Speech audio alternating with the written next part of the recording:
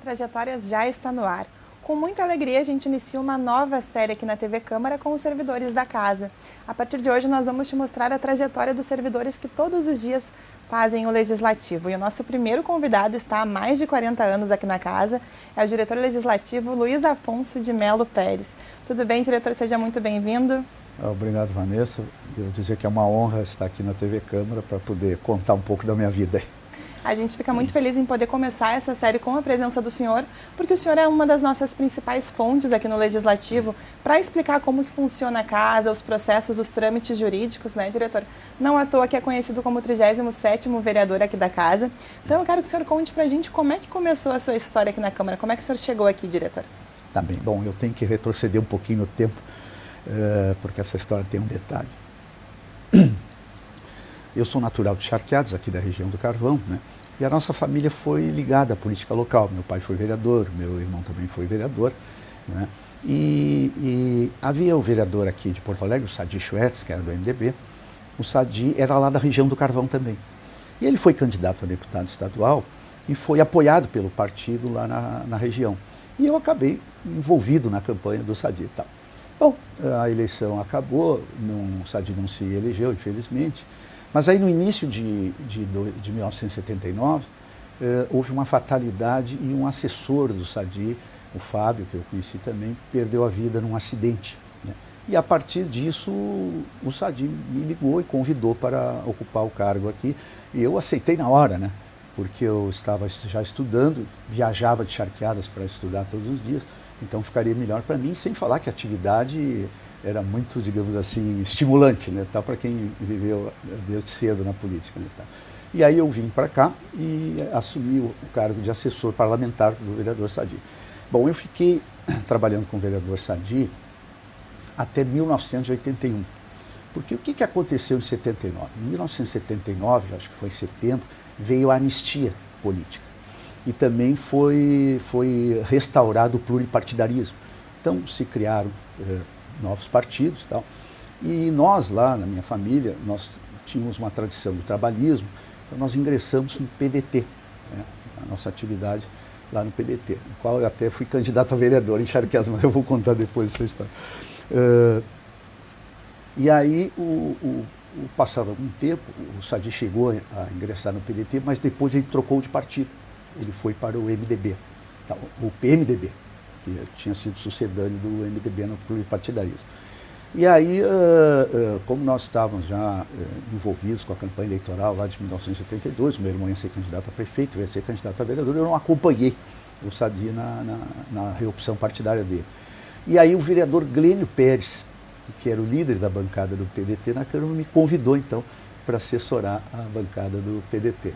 Né? E eu fiquei assessorando a bancada até o final de 82, a eleição foi um desastre para nós. Meu irmão não ganhou a eleição para prefeito, eu não ganhei para vereador, foi algo, né? Daí eu permaneci na Câmara. Né, tal. Aí em 1982 eu fiz um concurso para o cargo de auxiliar de portaria da Câmara. Eu tinha 22 anos, tal, fiz o cargo. Em 1984 eu fui nomeado para o cargo, né? E foi o cargo que eu tive a vida inteira. Né, tal. Aí depois, nesse período, eu ocupei algumas atividades aqui dentro da casa. Eu trabalhei na portaria da presidência por 2 anos e meio, né? Depois fui designado por função gratificada, trabalhei no setor de atas, né? E depois eu me formei, no passar do tempo eu me formei, em 1988, e fui trabalhar na Procuradoria da Casa. Né? Então, aí estive na Procuradoria durante vários anos, e acabei, em 2008, tendo sido convidado para ocupar o cargo de diretor legislativo, o cargo que eu ocupo até hoje. Mas ao longo dessa trajetória também houve algumas idas e vindas, né? Através de cedência, eu exerci alguns cargos fora da Câmara. Eu exerci o cargo de secretário da Fazenda do município de São Jerônimo, né, que era um município do qual Charqueadas inicialmente era distrito, depois Charqueadas se emancipou, fui secretário lá em São Jerônimo. E depois também ocupei cargos no governo do Estado. Né? Tive a oportunidade de ter sido diretor administrativo da Procuradoria-Geral do Estado e também diretor jurídico da Agência de Regulação do Estado. Mas voltando à Câmara, né, houve um grande, foi uma explosão assim de atividades quando voltou o pluripartidarismo. Havia toda uma esperança, todo um trabalho para um Brasil mais democrático, um Brasil mais plural. E teve um fato curioso, né, que foi o seguinte: quando da anistia, 2 vereadores que haviam sido cassados pelo regime militar ainda estavam com os mandatos em curso. E eles voltaram e reassumiram os mandatos, que foi o vereador Glênio Pérez e o vereador Marcos Claro. Então isso para mim também foi um fato relevante, assim, né? E aí a gente continuou trabalhando. Deixa eu dar uma paradinha. E a história do senhor, diretor, se quiser tomar uma aguinha, pode ficar à vontade. A gente sabe que essas mudanças de clima do sul, a nossa garganta sofre, né, diretor? Mas, enfim, a gente sabe que a história do senhor, ela se confunde, acaba se confundindo com a história da Câmara, né? Sim. Porque, afinal, são 4 décadas, a gente já reforçou aqui. Sim. Como que o senhor se sente fazendo parte dessa história, diretor? Porque relembrar esses fatos, relembrando a sua história, também é relembrar a própria história da Câmara, né? Sim. Veja bem, eu acompanhei toda essa transição da Câmara, né? Porque eu entrei na Câmara, ainda estávamos no bipartidarismo, né? E depois tive a oportunidade de ver a transição da Câmara para o pluripartidarismo, né? E realmente foi um salto para a Câmara, né? A Câmara, a pluralidade, ela é sempre bem-vinda, porque ela permite uma maior quantidade de interações com a sociedade, né? Então essa questão do retorno do pluripartidarismo foi muito importante para mim, foi um fato assim que considerei um avanço assim para a cidade, né? Porque existem vários setores, várias áreas da cidade, vários setores, vários grupos sociais, né, que numa perspectiva pluripartidária se identificam mais com esse e com aquele partido, e isso atrai as pessoas mais para demandar na Câmara, né? A Câmara, ela tem atividades fundamentais, como o próprio nome já diz, né? Ela tem a função de legislar, de obviamente elaborar a legislação municipal e também de fiscalizar os atos do Executivo, né? E essa parte da fiscalização dos atos sofreu um grande incremento, porque com o pluripartidarismo as pessoas se sentiram mais livres, mais à vontade para se relacionar com a Câmara, né? Então, por exemplo, nós temos nas comissões permanentes, aumentou muito o trabalho nas comissões, vocês são testemunhas disso, lá, porque fazem a cobertura dos trabalhos das comissões, né? Antigamente as comissões só se serviam para dar parecer nos processos, né? Hoje não. Hoje as comissões recebem demandas da sociedade. A sociedade vem, a sociedade, né, demanda, né, tal, coisa que não acontecia lá antigamente. Então também para mim foi um fator bem interessante e tal. Na diretoria legislativa nós temos eu estou no meu 12º presidente, né? Não, acho que é mais, é um pouco mais, acho que 15º presidente. Já até perdi as contas. Não, já perdi a conta. 15º presidente. E a nossa função na diretoria, né, ela é, obviamente, de administrar a burocracia do processo legislativo, mas a diretoria tem um papel fundamental, que é de orientar a mesa e os vereadores durante as sessões plenárias, né? E isso é um trabalho bastante diverso, né? Exige muito da gente, porque o que acontece, né? As coisas no plenário, elas acontecem para além da burocracia, né? O plenário é o local da política por excelência. Obviamente que nós, servidores, nós não nos envolvemos na atividade política, mas nós somos tocados pelo movimento da política. Então, às vezes, na orientação de uma questão, uma orientação de outra, né, às vezes tem 2 polos políticos disputando uma posição, né, e a gente tem que dar uma orientação técnica, mas evidentemente que essa orientação ela acaba sendo avaliada pela política também, né, tal, embora a gente sempre se limite às questões regimentais. Isso dá trabalho, dá bastante trabalho. Mas nós temos na diretoria uma equipe muito boa. Eu tenho sorte de ter um grupo de servidores assim bastante comprometido, né? Porque nós temos o nosso trabalho ali, ele tem uma outra curiosidade, né? O tempo da política é diferente do tempo da burocracia, né? A burocracia, ela é mais lenta, é mais vagarosa, e a política não. A política, ela muda toda hora, né? Então, eu acho que foi o ex-senador, ex-presidente Tancredo Neves, né? Foi presidente quando chegou a assumir, que parece que dizia o seguinte: a política é que nem uma nuvem. Tu olha, ela está num formato, daqui a pouco tu olha, ela já mudou o formato, né? E essa questão muito dinâmica. E a nossa tarefa é justamente procurar mediar esses 2 tempos, né? Com a adoção do processo eletrônico, depois nós vamos falar um pouquinho da pandemia, com a adoção do processo eletrônico, isso se facilitou um pouco mais, se deu mais agilidade na burocracia. Mas realmente essa tensão entre a necessidade da política e a velocidade da burocracia, ela é constante, né? Mesmo nessa situação. E o senhor, em todo esse tempo que esteve aqui na casa, que está aqui na casa, conseguiu perceber muitas mudanças, né, Sim. diretor? Muito mais do que vereadores que nem tinham nascido quando o senhor já estava aqui atuando na casa. É verdade, né? eu tive isso. Mas tem essa situação de que muita coisa mudou. O senhor acabou de mencionar a questão da pandemia, né? Sim. O que o senhor percebe que mudou nesse tempo, diretor? Muita coisa, né? Sim, eu vou contar um pouquinho a história da Câmara na pandemia, né? O que aconteceu? Nós simplesmente, no dia 16 de março de 2020, nós amanhecemos com a Câmara fechada, né? Porque foi quando explodiu, né, o problema da pandemia, e a Câmara fechou, mas a Câmara tinha que continuar funcionando, né? Porque havia demandas, atos que o Executivo precisava fazer, que demandavam de autorização legislativa, né? Atos no sentido de procurar conter a disseminação da pandemia, né? E precisava de deliberações da Câmara. Então, aí nós desenvolvemos na diretoria lá o SDR, né, que é o Sistema de Deliberação Remota. Nós adotamos uma plataforma de videoconferências para fazer as sessões remotas, mas além disso nós tínhamos que ter o manejo do processo legislativo, né? Porque uma coisa é você fazer a sessão através da plataforma de videoconferência, outra coisa é o processo que tem que andar, né? Então, e aí nós fizemos uma adaptação do sistema SEI. O sistema SEI é um sistema de processo administrativo eletrônico, né? Ele não é amigável com o processo legislativo, nós tivemos que fazer algumas adaptações, né? E ele é um programa, é um software que ele não tem como adaptar para essa atividade. Então nós tivemos que fazer alguns ajustes na própria atividade para que ela pudesse tramitar através do SEI. Isso deu certo, né? E a Câmara funcionou, a Câmara voltou a funcionar. E em junho nós abandonamos, aí nós tínhamos criado para esse momento especial, né, uma espécie de regimento condensado, né, porque realmente não daria para fazer todos os passos regimentais dentro daquele sistema que era muito incipiente. Então nós fizemos um processo legislativo mais simplificado, no qual só tinha parecer da CCJ, 24 horas para apresentação de emendas e depois votação no plenário.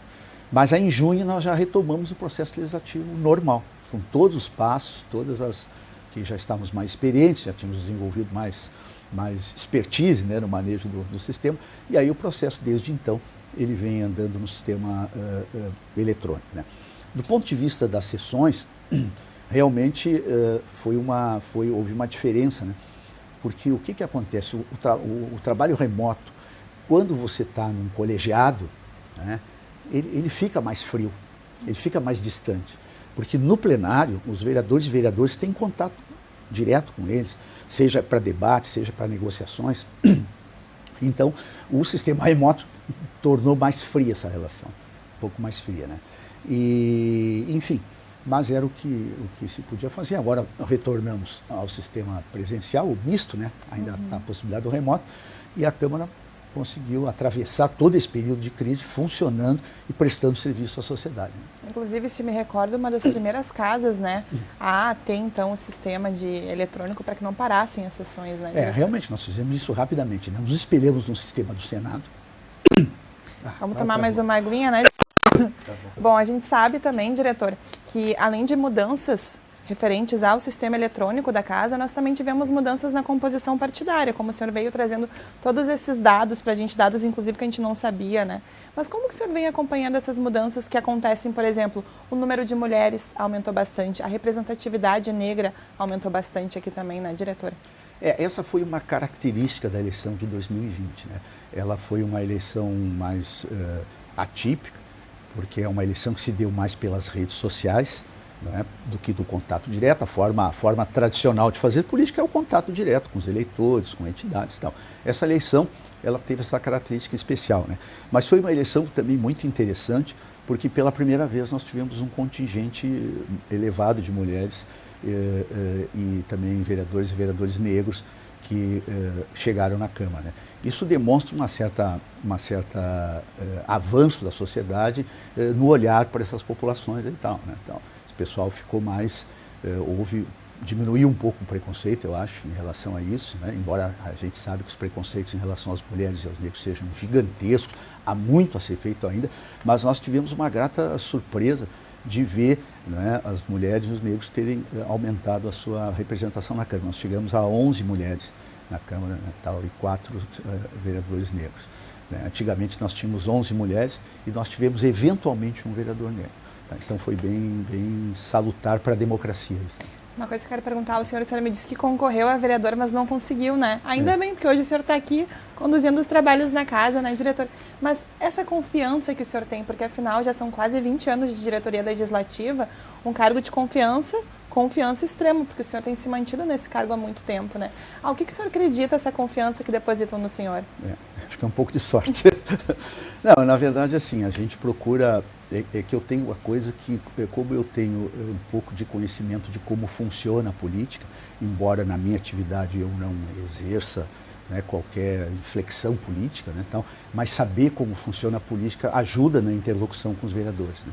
Então isso tem sido isso foi uma vantagem que eu tive e creio que, entre outras coisas, entre o próprio trabalho, né, técnico, foi o que me trouxe até aqui. Mas o senhor está sendo modesto, porque conhece o regimento quase de core salteado, né? Eu trabalhei lá em 1992 na comissão que escreveu esse regimento. Então eu tenho uma certa intimidade com ele. Então, isso ajuda muito. E o senhor que já passou por vários setores aqui na casa, hoje é o diretor legislativo, mas já passou ali, como o senhor disse, pela portaria, né? Como que o senhor percebe a importância que os servidores têm na construção do legislativo, diretor? Isso é uma coisa importante porque, assim, a casa ela é composta por servidores que são servidores efetivos, né, e os servidores comissionados. Ambos, nas suas respectivas áreas de atuação, são importantes, né, mas focando nos servidores efetivos, que é o caso, né, de que falamos agora, né, são muito importantes os servidores, desde o servidor da portaria, né, até o procurador, porque cada um na sua função ajuda a fazer a casa andar. Né? Então, assim, os próprios vereadores reiteradamente falam que é muito importante ter os servidores efetivos, porque são servidores que carregam a memória da Câmara. Né?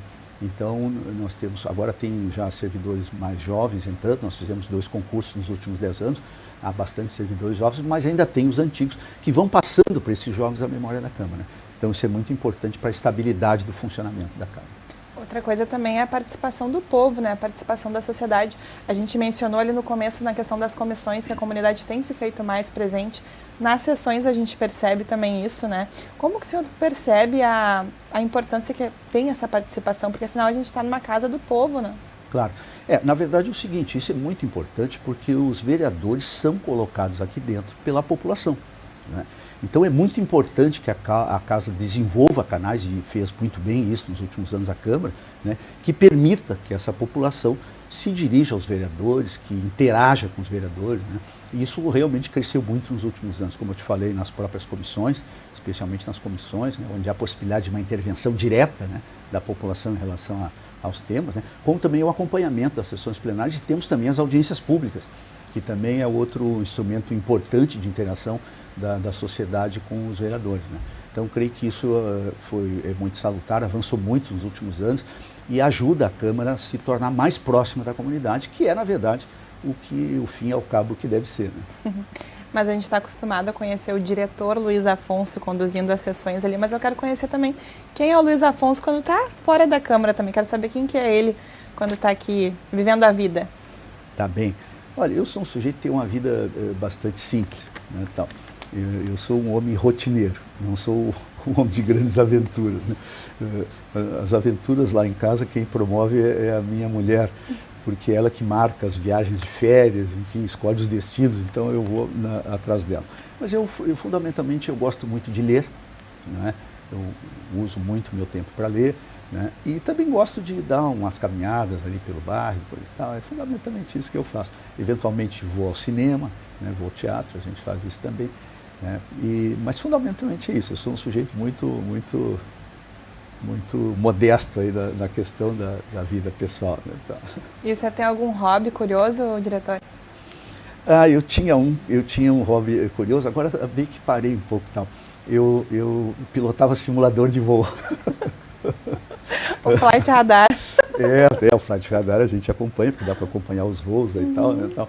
Então era um simulador que é adaptado ao computador, né? E eu adquiri bastante experiência nisso. Então, agora, nos últimos tempos, aí, eu comecei a fazer um curso, estou terminando agora um curso de especialização em ciência política na URGS, e aí as minhas noites meio que perdi lá, está meio encostado o avião, está encostado no aeroporto lá. Mas realmente era uma coisa que me... Porque a ideia de voar, de pegar um avião, ela te desconecta, de certa forma, né, com a realidade, né? Então, e uma outra curiosidade também, eu leio muito a ficção científica, né? Então, sou fã da ficção científica, porque ela também meio que literalmente te leva para outro mundo, né? Então é fundamentalmente esse o meu círculo aí de atividades, de hobby. E é bem curioso, porque a gente está acostumado a conhecer a formalidade do diretor, né? Sim, sim. Que se dispersam então um pouco desse mundo aqui, que às vezes Sim. é um mundo, não é um mundo, é um mundo de desafios, né, diretor? Sim, sim, sim. Então a gente acaba se dispersando um pouco. Mas, diretor, a gente está completando 250 anos de Câmara, né? A Câmara, aliás, está completando 250 anos. O que o senhor acha que ainda deve mudar nos próximos anos? A gente quer que o senhor permaneça por aqui mais um pouco. Você falou que tem umas pretensões aí, né? Se quiser compartilhá-las conosco. Sim. Na verdade é o seguinte, eu acho que a Câmara vem num caminho acertado, né, de abertura para a comunidade. Eu acho que a Câmara deve continuar investindo nisso, né, porque é muito importante, quanto mais a sociedade estiver perto dos representantes, né, mais também a sociedade conhece a atividade da Câmara, porque existe um estereótipo aí dos políticos, né, que não se dedicam como deveriam, enfim, tal. Olha, olhando de perto o trabalho dos vereadores, os vereadores têm agendas pesadíssimas, têm demandas pesadíssimas na comunidade. Os vereadores não param fim de semana, não param de noite, praticamente não tiram férias. Então, assim, é importante a Câmara desenvolver mais instrumentos que permitam que a sociedade enxergue e compreenda essa atividade como uma atividade que é importante para o desenvolvimento da cidade. E olha só, diretor, uma história da qual o senhor faz parte, né? Como que é olhar para trás, ver aquele rapazinho que começou lá no começo, lá em 79, e ver essa história que o senhor construiu aqui?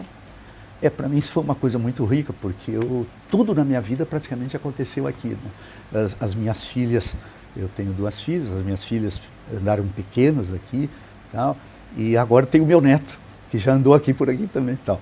E para mim foi muito interessante o amadurecimento, né? E esse amadurecimento para mim ocorreu de uma maneira muito interessante, porque ele se deu na interface com várias maneiras de pensar, várias formas de se comportar. Então eu juntei tudo isso, de certa forma, influenciou na minha formação, né, no meu caráter e tal. E talvez isso me ajude na atividade que eu tenho aqui dentro também. Então o senhor consegue perceber a mudança que teve na sua vida desde que o senhor ingressou aqui na casa? O senhor virou outra pessoa desde que entrou? Sem dúvida. Eu era um menino do interior, né, tal. Eu vinha a Porto Alegre de vez em quando. Eu vinha a Porto Alegre para comprar livro, para comprar disco. Tal. Eu vinha sábados eu pegava lá um ônibus lá em Charqueadas, vinha a Porto Alegre, comprar livros, comprava disco, eu gostava de disco também, eu gosto de ouvir música e tal. E aí, quando cheguei aqui, foi um choque para mim, né? Porque é uma cidade grande, na qual eu não convivia o cotidiano. Eu vinha aqui, voltava, né? Então, mas viver todos os dias aqui foi um aprendizado bem interessante para mim. Então. E a Câmara te acolheu muito bem, né? Enquanto você toma uma aguinha, eu já vou lembrando um pouquinho, né, dessa situação que é, né, diretor? Porque uma pessoa que tem essa confiança em permanecer na casa por mais de 40 anos é uma pessoa com uma história muito forte para contar, que é a história que o senhor nos trouxe aqui, relatos, memórias que às vezes a gente custa lembrar, mas que nos trazem uma recordação, um sentimento bom de pertencimento, né? Porque o senhor acaba pertencendo à casa, né, diretor? De certa forma, se olhar, a Câmara está fazendo 250 anos, quase um quinto disso eu estou aqui, né? Então isso realmente me trouxe essa possibilidade de conhecer bastante a Câmara e de vivenciar, né, muitos fatores, né, que ocorreram aqui. Por exemplo, a primeira eleição para prefeito municipal, a primeira eleição direta, né, para prefeito, que foi o prefeito Colares, eu tive a oportunidade de estar aqui. E assim, e as mudanças na característica dos legisladores ao longo dos anos, né? Isso o senhor acompanha? Isso foi interessante, né?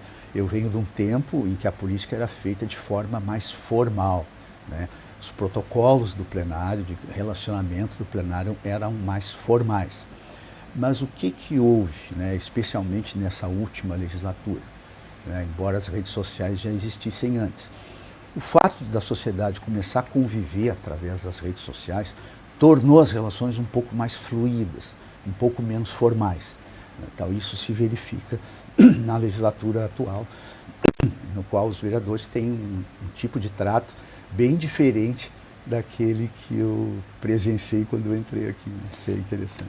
Pois é, diretora, a gente contou tantas coisas, né? Conhecemos várias partes da sua história. Já chegando ao finalzinho do nosso Trajetórias, quero que o senhor deixe o seu recado, então, para quem está assistindo a gente, deixe sua mensagem para os servidores da casa, que todo mundo conhece o senhor, né? Então, quero que o senhor deixe o seu recado para quem está nos assistindo. Se quiser tomar uma aguinha antes, pode ficar à vontade, porque a gente sabe que esse clima, esse tempo aqui, um dia chove, um dia faz sol, outro não faz, é sul, né, né, diretora? É um horror. É o nosso Rio Grande do Sul. E eu vou militar, eu estou com frio, aí daqui a pouco eu estou com calor, então Bom, Vanessa, eu vou dar um recado. Em primeiro lugar, né, eu tenho que agradecer à Câmara por tudo que ela me proporcionou. Né? Como falei antes, eu passei praticamente toda a minha vida aqui, tive a oportunidade de conhecer muitos colegas que me ensinaram muito, né? Porque eu entrei com 19 anos, né? Esses dias, eu vou contar mais uma historinha, esses dias, volta e meia, eu encontrava um colega aposentado, né? O seu Alipe, e ele, quando eu entrei na Câmara, eu era chamado de guri. Então, bom, agora passaram todos esses anos, eu estou com 63 anos, encontrei o Alipe outro dia ali, ele falou, aí guri, como é que tá? Então, assim, para mim foi muito rico, né? Toda essa experiência, e eu gostaria de dizer também, agradecer aos colegas servidores que nos ajudam na atividade, mas dizer também para a população que a Câmara de Vereadores de Porto Alegre é um órgão que trabalha diuturnamente para melhorar a vida na cidade. Isso é muito importante e a Câmara tem as portas abertas para a interação da sociedade, seja nas comissões, seja no plenário, seja nas audiências públicas, ou seja, nós trabalhamos para ajudar os vereadores a tornarem a cidade melhor. Diretor, fico muito feliz de poder ouvir sua história, rememorar essas coisas tão importantes da sua trajetória e também muito obrigada por compartilhá-la conosco. Tá bom, obrigado a você. Então, um bom trabalho e vida longa aqui na Câmara. Ah, verdade. Então, esse foi o diretor legislativo aqui da Câmara, Luiz Afonso, contando pra gente a trajetória dele aqui. O Trajetórias de hoje fica por aqui, mas a nova série está apenas começando, então você pode rever esse e outros programas nas nossas redes sociais e também no nosso canal no YouTube. Muito obrigada pela sua companhia e até a próxima edição.